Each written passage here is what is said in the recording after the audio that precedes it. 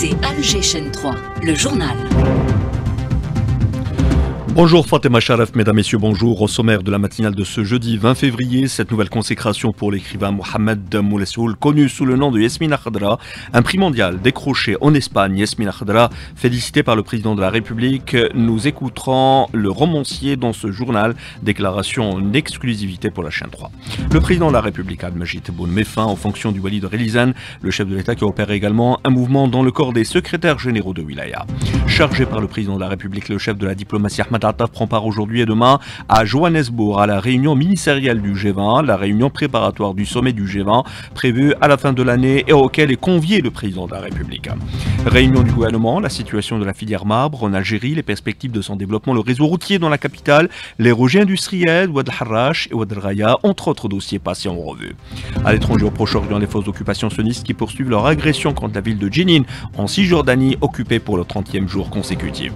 Et puis le Maroc qui vient d'expulser un journaliste et un influenceur espagnol des territoires sahraouis occupés, une mesure qui fait partie de la stratégie du blackout médiatique autour du dossier sahraoui.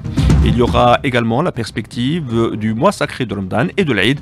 Le ministère de l'Industrie et le ministère de la Solidarité signent une convention cadre de partenariat. Et puis du sport avec du cyclisme notamment, après le Tour d'Algérie, place au Grand Prix de la Sonatrach à Hassi Messoud ce jeudi en célébration de la proclamation de la nationalisation des hydrocarbures. C'était le 24 février 1971.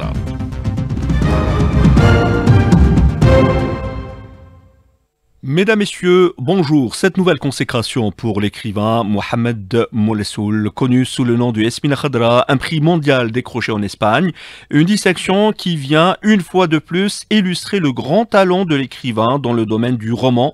C'est en ces termes que le président de la République l'a félicité sur son compte officiel sur les réseaux sociaux. Yasmina Khadra qui a fait part de ses remerciements au président de la République, des félicitations qui témoignent et prouvent l'intérêt que porte le chef de l'État pour les artistes et les intellectuels algériens. Déclaration accordée en exclusivité à la chaîne 3. Il répondait à Fatah Boumahdi. Ça, c'est la première fois qu'un président de la République me félicite. C'est très gentil de sa part et aussi c'est un signal qu'il va falloir accentuer pour que tous les artistes algériens et les intellectuels algériens se sentent moins seuls. Ne se croira pour cette attention. Nos intellectuels ont besoin de ça. Oh, merci beaucoup, Monsieur le Président, pour vos félicitations. Ça me touche vraiment. Yasmina Khadra qui a fait part de ses remerciements au président de la République pour ses félicitations et affirme que chaque consécration est une responsabilité. Je dirais tout simplement que chaque consécration est une responsabilité et à moi désormais d'en être digne. C'est une marque de confiance, de respect et de soutien surtout.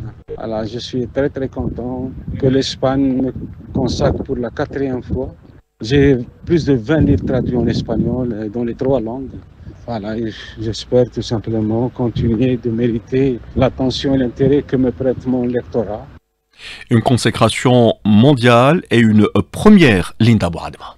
Yasmina Khadra est le tout premier lauréat de ce prix. Cette récompense distingue les auteurs les plus influents de la littérature contemporaine. Créé à Madrid en 2019, le prix du Parlement des écrivains de la Méditerranée est né d'une ambition forte, celle de rassembler écrivains, journalistes et personnalités du monde de la culture autour d'un projet commun, une Méditerranée heureuse. Ce prix a vu le jour grâce à l'engagement de l'Algérien Bouziane Ahmed Rouja, journaliste, docteur en sociolinguistique et auteur du Rêve volé de Makeda, Nathalie Cole, impliquée dans des projets humanitaires auprès de l'UNICEF, et Omar Berada, écrivain et plasticien. Yasmina Khadra a été choisi parce qu'il aborde dans ses romans des thèmes universels comme le dialogue interculturel, les conflits sociaux et la question de l'identité. Son prix est une opportunité rare de questionner le rôle de la littérature dans le rapprochement des cultures méditerranéennes.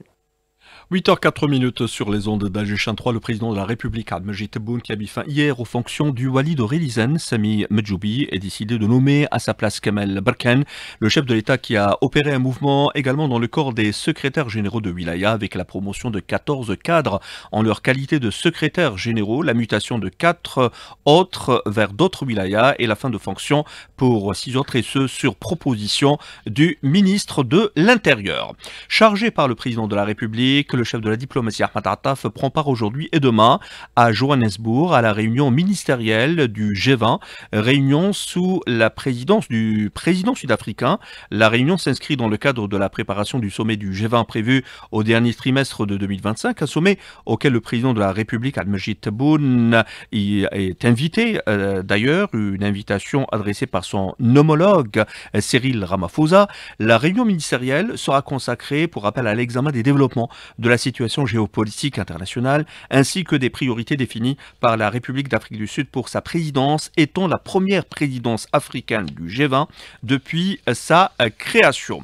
L'actualité internationale, justement, le Proche-Orient tout d'abord, avec les forces d'occupation sionistes qui poursuivent leur agression contre la ville de Jenin en Cisjordanie occupée pour le 30e jour consécutif, faisant au moins 26 martyrs, des dizaines de blessés et plusieurs milliers de déplacés, ainsi que des destructions massives d'infrastructures et de biens palestiniens. Najat Abou Ba, membre de l'association des femmes de Jenin, elle a été contactée par Linda Hamada. Ça fait un mois que les forces israéliennes ont expulsé les habitants du camp de leur maison. Ils sont toujours dans le camp en train de détruire et bombarder les maisons et brûler les maisons. Ils tuent les gens. Les habitants du camp sont expulsés et qui habitent maintenant chez une famille ou dans des écoles comme ceux de Gaza. Vraiment, c'est la petite Gaza. Et un pays qui a opté pour la normalisation avec l'entité sioniste, un pays colonisateur du Sahara occidental, le Maroc, qui vient d'expulser d'ailleurs un journaliste et un influenceur espagnol des territoires sahraouis occupés, une mesure qui fait partie de la stratégie du blackout médiatique autour du dossier sahraoui et empêcher les médias et les observateurs de documenter les violations des droits de l'homme contre les Sahraouis, précise Omar Abdeslam, président de l'association des familles de disparus et prisonniers sahraouis. Il a été contacté par Lies Terghini. Cette mesure s'inscrit dans une tendance plus large visant à empêcher les médias étrangers, les observateurs internationaux de documenter et d'observer la situation des violations des droits de l'homme commises à l'encontre du peuple sahraoui. Depuis 2014, nous avons enregistré avec les organisations sahraouies sur place plus de 300 observateurs et militants et journalistes étrangers qui ont été expulsés, ce qui contribue à maintenir le territoire totalement hermétique et soumis à un blackout médiatique sans précédent. D'autant plus que cela survient au moment où le Maroc intensifie sa répression à l'encontre de la population, ciblant les activistes et les défenseurs des droits de l'homme. Et nous restons dans la région, à direction la Libye. Le groupe A3+, au Conseil de sécurité, a affirmé que la stabilité et la sécurité de la Libye dépendaient d'une solution politique menée par et pour les Libyens, appelant à impliquer pleinement la population dans le processus politique en cours. Le groupe A3+, à savoir Algérie, Somalie, Sierra Leone et Guyana, a affirmé avoir constaté une amélioration de la situation en Libye, mais déplore néanmoins le peu de progrès réalisés en ce qui concerne l'adoption d'une loi électorale pour la tenue d'élections nationales dans ce pays. Retour chez nous. Le Premier ministre Nabil Al-Baoui a présidé hier une réunion du gouvernement consacrée à l'examen de l'avant-projet de loi complétant le code maritime ainsi que des communications relatives à plusieurs secteurs, notamment la situation de la filière marbre en Algérie et les perspectives de son développement. Le gouvernement a également entendu des communications sur les mécanismes d'exploitation des micro-zones d'activité au niveau des communes, la prise en charge des rejets industriels de Ouad el-Harrach et Ouad el-Raya et l'état d'avancement de plusieurs projets relatifs au développement du réseau routier dans la capitale. Économie toujours avec Fiat Al Jazeera qui annonce la mise sur le marché du Nobel Panorama, un Ludo Space assemblé à l'usine de Tafraoui d'Oran. Il devient ainsi le troisième modèle de la marque produit localement. Et dans la perspective du mois sacré de Ramadan, la nuit du doute, et je vous le rappelle prévu pour le 28 du mois en cours, le ministère de l'Industrie et le ministère de la Solidarité nationale ont signé une convention cadre de partenariat visant à mettre en place des mécanismes pour permettre aux femmes et aux familles productrices de contribuer au processus de production nationale, notamment dans la filière du textile et du cuir. Le PDG du groupe G-Tex, Toufir Berkani, a annoncé à cette occasion le lancement prochain d'une nouvelle collection de vêtements pour enfants en prévision de l'Aïd al-Fitr. Il est au micro de Maïs Esmail. À la veille de Ramadan, et puis surtout spécialement la fête de l'Aïd al-Fitr, Inch'Allah, nous avons engagé un vaste programme de production d'abord et une collection qui va remplacer les grandes marques. Nous avons déjà lancé une production garçons et fillettes, surtout le rapport qualité et prix. La promotion de notre production, ça sera annoncé, Inch'Allah, la semaine prochaine, le 25, à travers l'organisation d'un défilé de mode dédié pour enfants. Donc c'est une première pour JTEX. Récemment, nous avons signé avec une start-up e-commerce, une plateforme électronique donc spécialisée dans la commercialisation de nos produits et surtout par facilité de paiement. Et de son côté, le ministre de l'Industrie, Séfir Rayeb, a abordé à cette occasion le développement de l'industrie du textile. Le développement de l'industrie textile nécessite une approche alliant tradition et innovation afin de garantir une production de haute qualité. Un comité sectoriel mixte de coordination et de suivi a été créé afin de mettre en place les mécanismes d'application des dispositions de cette convention et de garantir la concrétisation des objectifs fixés pour la promotion des activités génératrices de revenus et l'intégration des artisans dans la dynamique économique nationale. Et dans notre page sport, nous vous lisions en titre cyclisme tout d'abord après le Tour d'Algérie 2025. Place au Grand Prix de la Sonatrach à Hassim Saoud ce jeudi en célébration de la proclamation de la nationalisation des hydrocarbures le 24 février 1971. Sur place, l'envoyé spécial de la chaîne 3, Rostom Yahya Sherifa.